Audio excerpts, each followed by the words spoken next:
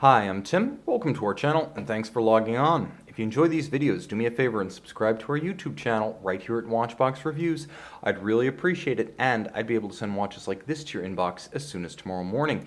If you like this watch, you can buy it on thewatchbox.com, our website, where you can buy, trade, and sell luxury watches 24 hours a day and globally, thewatchbox.com. And today we are discussing one of the most important references in the history of IWC Schaffhausen. This is the best-selling Portuguese model of all time, the Portuguese Chronograph reference 3714.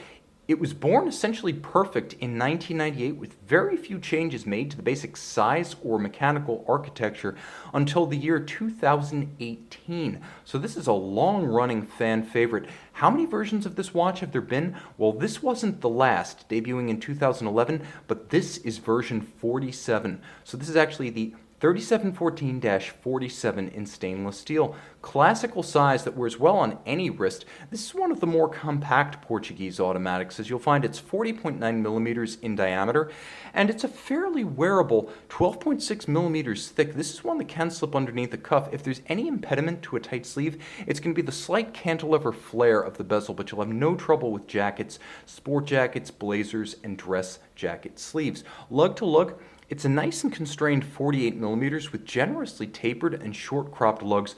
I always say for a smaller male wrist, mine is 16 centimeters, and I define smaller male wrist as 14 to 16 and a half. You're going to find that you want your watch lug to lug to be 50 millimeters or fewer, and this watch easily meets that criterion. You'll also note that with 20 millimeter lug spacing, you can find a bevy of OEM and aftermarket replacement strap options for this watch should you wish to accessorize. That said, the factory strap is well chosen. It's an upscale piece with large rectangular scale alligator leather, semi-gloss finish, slightly bolstered down the center. It has a monotone stitch and a folded edge. It is a supple calfskin on the underside, and yes, this is an IWC factory strap, brand new.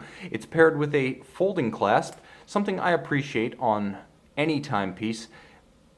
Blasted interior, polished outer, a handsome combination of polished facets and a satin top. This always adds insurance against droppage while donning or removing, which is why I always prefer deployant clasp on a luxury class product. You can see that the pump pushers are vintage inspired, and this one does feature a handsome caseback, solid, polished, and satin finished with a directional grain running 12 to 6. I always like to show the caseback of a non-display caseback watch just so you know what you're getting on all sides. The timepiece is 30 meters water resistant, so not for splish splash. There are other IWC references for that.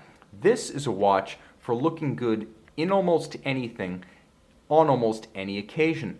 The timepiece, quite simply, is beautiful. Let's see how close we can get to the dial in the case to appreciate the details. First to the case. It's simple, it's strong. Satin finished flanks and blended lugs, nicely tapered, a sort of Bauhaus-inspired Art Deco ethic, a combination of a strong form that is at the same time elemental and no more florid or elaborated than it needs to be. That's why the Portuguese and the original Patek Philippe 96 Calatrava, later dubbed Calatrava, feature the same case profile as they're both from the 30s and of the same school of thought, even though they're dramatically different in size.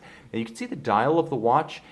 First of all, the watch is mostly dial as the bezel melts away when you view it head on, but the dial of the watch is fairly nuanced for what's often considered a point of entry into Portuguese ownership. There's a ray-hot outboard that slopes down a broad concave chapter ring that slopes down, uniting the bezel with the dial base. The dial base itself features stamped and polished numerals and indices outboard. They are the Arabic style in the simple form follows function font style that's been emblematic of the Portuguese since the original 1939 reference 325. You'll note another Portuguese styling trait that's been germane to the type for decades, leaf or foy style hands. You'll also note that IWC does its part to add a length of nuance to the dial, and that comes in the form of a sort of pebbly texture.